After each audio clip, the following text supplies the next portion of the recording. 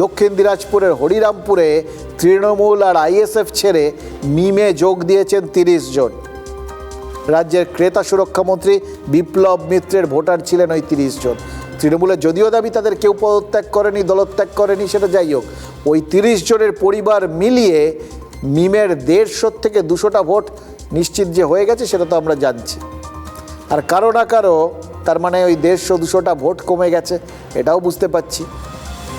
দেখুন, এদিক ওদিক থেকে ওই 150টা করে ভোট নিয়ে মিম জিততে পারবেন, এটা পরিষ্কার। কিন্তু যার 150টা করে ভোট কমে যাচ্ছে সে তো হারতেও পারে।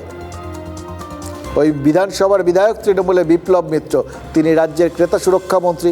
এবার মিম ওই এলাকার মুসলিমদের কি বুঝিয়েছে সে তো পরিষ্কার, অনুমান করেই নেওয়া যেতে পারে। মুসলিমদের ভোট নিয়ে তৃণমূল কোনো মুসলিমকে মন্ত্রী করেনি, কোনো এক বিপ্লব মিত্রকে বিধায়ক করা হয়েছে।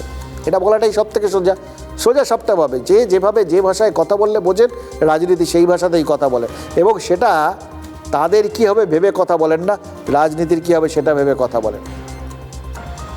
সুতরাং এইটা মিম প্রচার করবে যে মুসলিমদের এখানে তেজপাতা হিসেবে ব্যবহার করা হয়েছে, তেজপাতা রান্নায় সুগন্ধি হিসেবে ব্যবহার করা হয়, যা খাওয়ার সময় আমরা ফেলে দিই। মিম এখন রাজ্যের মুসলিম প্রধান এলাকাগুলোতে প্রচার করছে যে মুসলিমরা কি তেজপাতা। মালদায় মিম তলায় তলায় অনেক দূর ছড়িয়ে গেছে।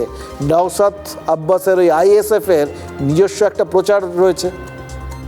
মুসলিম সংখ্যাগরিষ্ঠ বিধানসভাগুলোর কয়েকটাতে মিম আর আইএসএফ যদি জিতেও যায় বিজেপির কোনো ক্ষতি নেই, কারণ ওগুলো তৃণমূলের হাতছাড়া হবে, এবং বেশিরভাগ বিধানসভায় ভোট ভাগাভাগি হলে বিজেপির লাভ।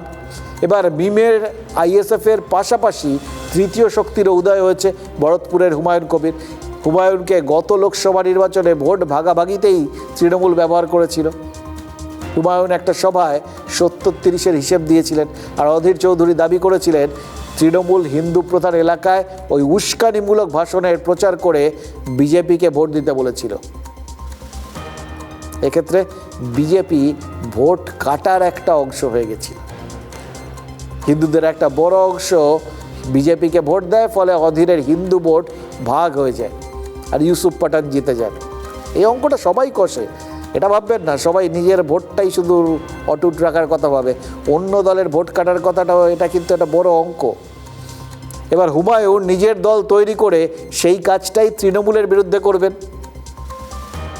মুর্শিদাবাদে মমতা বন্দ্যোপাধ্যায়ের সভার 2 দিন পরে তিনি বাবরি মসজিদের অনুষ্ঠান করেছেন, আর নদিয়ায় নরেন্দ্র মোদীর সভার 2 দিন পরে হুমায়ুন নিজের দল প্রকাশ্যে আনবেন।